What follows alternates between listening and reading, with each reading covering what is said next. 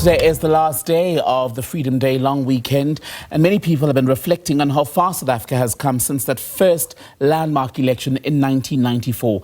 It was on the 27th of April that year that black South Africans were able to vote for the first time along with white South Africans. But 31 years later, many people are still saying that the struggle for freedom has changed, that perhaps land should be the issue of focus. Economic freedom has also become one of the pursuits in the last decade or so. Let's speak to author and columnist Bhekisisa Mncube, who's written, in fact, recently about the issue of Freedom Day and its place in the South African discourse 31 years on. Bhekisisa, a very good evening to you. Welcome to A Full View. Let's start with the point that you were trying to drive home in your recent piece. Well, the point, thank you for having me, Tambigile. The point really is that while South Africa is exceptionally a different place to what it was during the days of apartheid, we have reached a point where we have to ask ourselves some difficult questions. Is the current leadership at all levels, politically speaking, these are the people who will take us into the promised land? Because we haven't reached the promised land. You have a Department of Small Business. You ask anybody who went to school beyond Standard 6, they don't know who's a minister. They don't know who's a spokesperson. They don't know what they do. You have so many so-called own goals by the African National Congress. You have councillors who manages over 500 billion budget. Most of them don't even have metric. How on earth are we supposed to run the most sophisticated economy in Africa and the most traded currency in the world with people who can hardly read for meaning? So it's time to ask these difficult questions, not because we are the later day freedom fighters who will say, oh, nothing has changed in the post-apartheid South Africa. The ANC has messed up everything. You know, it was better in the days of apartheid. We're not going to push that narrative because that narrative is ahistorical. So how then do you take those inefficiencies and then link them to Freedom Day itself as an issue, perhaps, that should be read together? Well, I'm asking a simple question before I get into the issues of storage. The simple question is why the issue of broken sewage system is not a national emergency. The minister herself says she has issued 163 directives to municipalities whose responsibility it is to manage storage systems. This is excrement, human waste going into people's homes, posing serious human rights issues and health issues. The minister says, in her own words, 94 municipalities have completely failed the systems that manages wastewater, sewage and human waste are completely broken. Now she goes to court to force these 94 municipalities to do the right thing.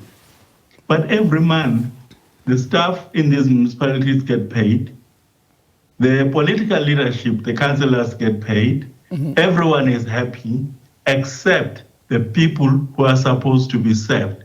This government was founded on a mantra of looking after those on the margins of society, the poorest of the poor, the working class. Now, they cannot even just get out of your house to go and attend 27 April democracy celebrations because the stench is overwhelming. You are literally on your own and you are crying in silence. It can't be. That's not a democracy. So the ANC, when confronted with the issues of the 30 years, let's say, where it governed the country at national level, at least, without this new coalition, the GNU, will say that it is aware of areas where it has failed, even where its own employees have failed in their duties, but it is doing its best to deliver on the promise of a better life for all. It also will then say that, for example, when you look at the provision of housing, electricity, etc., things were better pre-94 because the apartheid government was serving a smaller population, not the black majority. There are more people now in the urban areas, and so the need has also grown. Is that a legitimate retort in 2025? Well, we've had 31 years to literally give birth into a new country. And we did that with the new constitution. We did that with rewriting literally the whole apartheid rule book to take into account the fact that it has to be a rule-based system, it has to be democratic, it has to be a constitutional state.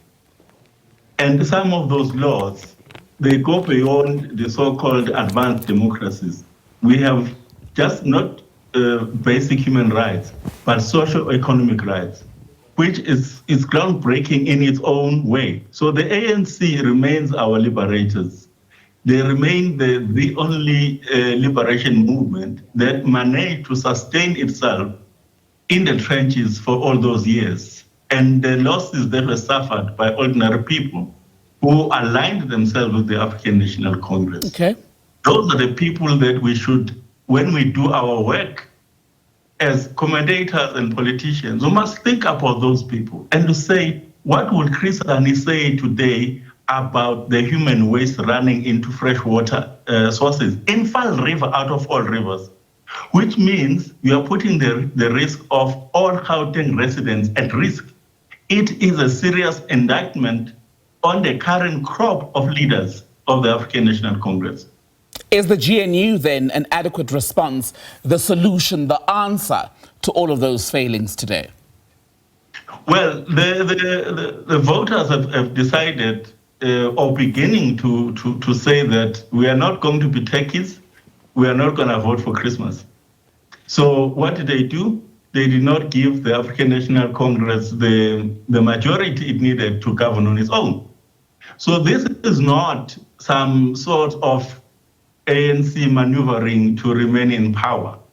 The ANC is the majority party without the majority to rule on its own. So 40% gives you the right to form a new government. They opted for a government of national unity with about 10 other parties. It's a mixed masala, but you know, the next thing I'm going to be writing about is GNU is the value-added service. Too early to tell, but it's been 9 months. We still do not have an economic policy of this country. Mm-hmm. We do not have a budget. So it's very difficult to say GNU is beginning to give us certain results that the ANC failed to do. It's been 9 months. They said they were going to have a national indaba. Right. How long does it take to phone a convention center, one of the three in the country, in the big cities, and arrange to have a meeting of all political parties in the country who are represented in parliament and outside, and talk about the future of this country? We need a new vision. We need a new policies. We need a reset of how things. But that has not happened. So how do you say we are better off? So in that reset that you talk about, in the context, again, I'll go back to Freedom Day and that theme, and rights, in fact, even Human Rights Day, when you look at those two issues in South Africa, very important, especially when you consider the legacy and the history of apartheid in South Africa. But it's also true that those two things aren't linear, right? They don't operate on a straight line. So often, if you don't have, let's say, water, adequate housing, you enjoy another right, i.e. the right to elect another political alternative. Does this moment then as we've seen in the decline, for example, of the ANC's share of the vote base in the country. Does that mean that because of these shortcomings, we're finally at a point, A, where people are utilizing that right to choose other political alternatives more? And does there need to be a concession that it's not a straight line process, that ultimately we're not all going to reach the same destination at the same time in terms of the promise for a better life for all? Well, some of basic things. When people say the ANC has lost the majority, things are going to get better in the country, the second line is always the murky one. They never tell you who is going to be replacing the ANC. And if that person replaces the ANC, what are the key policy proposals that that person carries? I mean, the DA is a classical liberal organization. They will tell you that, no, we don't like affirmative action, we don't like the BE, we don't like Bella, we don't like expropriation. They do not like anything that rethrows the boundaries that were drawn by the apartheid government. So that is how the ANC could claw itself back into power if it addresses the issues of the land hunger. I mean, Cape Town alone has 900 informal settlements. How do you explain that?